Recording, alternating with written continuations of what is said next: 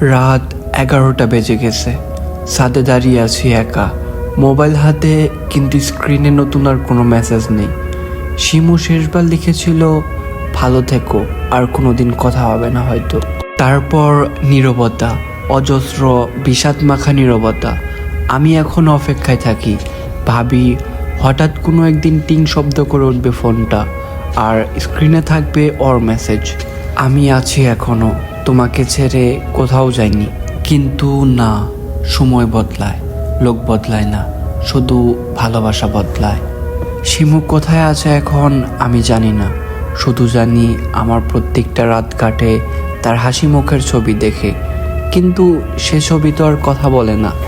আর একটাই কথা রোজ মনে হয়, যে ভালোবাসা একতরফা হয় তার নাম প্রেম না, তার নাম হচ্ছে অপেক্ষা।